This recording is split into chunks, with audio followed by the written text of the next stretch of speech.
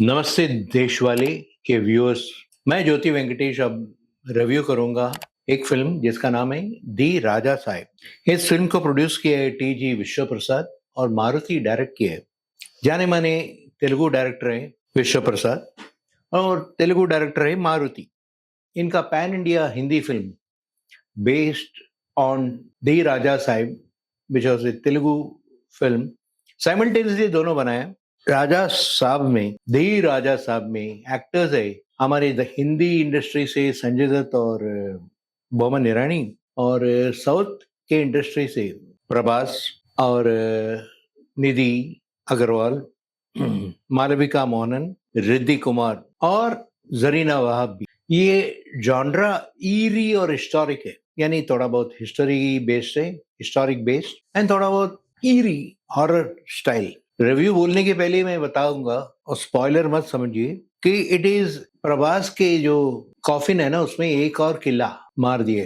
वैसे भी काफी सालों से कई हिंदी फिल्मों में प्रभास नजर आते थे लेकिन नजर नहीं आते थे, यानी पैराडॉक्स थे, फिल्में नहीं चलती थी। अभी after a long inordinate wait filled with delays and ज्यादा उम्मीदों को लेके अल्टीमेटली दी राजा साहब फाइनली स्क्रीन में आ गया। टाइटल रोल में प्रभास है, फैंटेसी एलिमेंट्स खूब सारे हैं, but it turns out to be a very slow, exhausting experience that lacks horror, comedy, emotional depth और narration. कहानी क्या है? प्रभास अपनी दादी माँ यानी जरीना वाब के साथ रहता है गांव में और उसके साथ उसके अंकल की बेटी, मामा की बेटी रिद्धि कुमार यानी अनीता रहती है। अनीता राजा को प्यार करती है, लेकिन इसमें प्रॉब्लम क्या है, गंगम्मा जो जरीना वाब है उसको अल्जाइमर्स आ गए। अल्जाइमर्स एक किस्म का डिसीज है जिसकी वजह से लोग अपने लोगों को पहचानना मुश्किल हो जाता है। एंड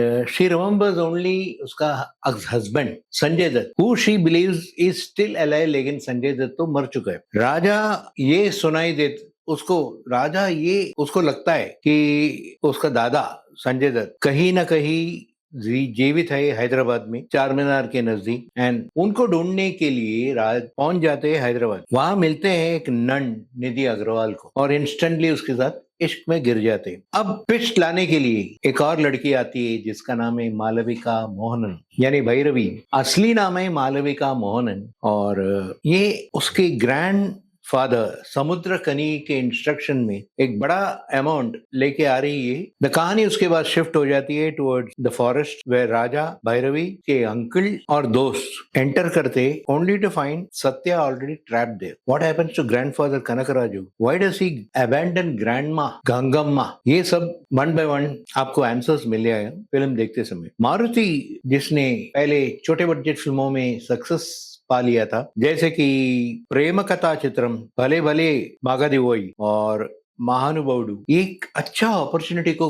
गवाया। हाथ में जो आया अपॉर्चुनिटी उसको ऐसे ही छोड़ दिया। और एक कोर आइडिया जो है इस फिल्म का, रॉयल बिट्रॉयल, हिप्नोटिज्म, रिवेंज और generational trauma, sounds interesting, almost like a modern day चंदा मामा टेल, बट एग्जीक्यूशन ठीक नहीं है, बहुत बड़ी हो जाती है लंबाई। It's about A cruel man manipulating A queen using tantric powers, steals her wealth and leaves her to live a miserable state of life. सालों के बाद उसके पोता फाइंड आउट करता है क्या गड़बड़ हुआ है और interval point offers a mildly interesting twist. By then audience का पेशेंस ऑलरेडी टेस्ट हो चुका है। कुल मिला के मैं ये कहूंगा कि ये फिल्म दी राजा साहब, उसमें नीदर हॉरर नॉर कॉमेडी दोनों काम नहीं करते। Forced songs interrupt the flow and ये गाने कमर्शियल अपील के लिए डाला गया, not for cohesive screen play necessity. तो जैसे मैंने कहा, ये फिल्म परफॉर्मेंस वाइज ज्यादा उम्मीद रख के जाइए मत। संजय दत्त एकदम लिस्टलेस है and looks board almost through out the film, लेकिन बोमन ईरानी उससे एक स्टेप आगे स्लीप वॉक करता है।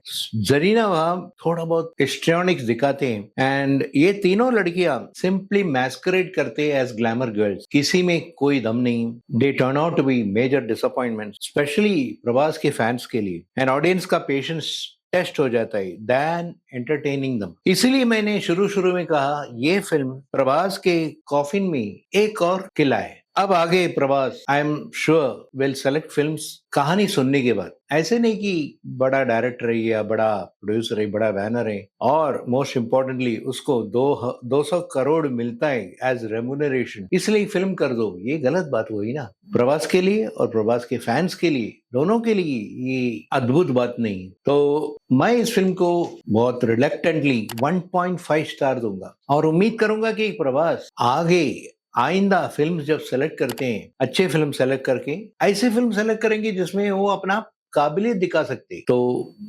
फिल्म ऐसे फिल्में चलती है, वरना फिल्म्स रास्ते में गिर जाते हैं। Thank you very much. I hope आपको ये मेरा रिव्यू देश वाले चैनल के लिए पसंद आया और आप इसे चैनल को लाइक करेंगे, सब्सक्राइब करेंगे और पसंद भी करेंगे, ताकि हम रेगुलरली आपको डिफरेंट फिल्म्स के डिफरेंट रिव्यूज प्रस्तुत कर सकते हैं। Thank you. अब ज्योति वेंकटेश को आज्ञा दीजिए।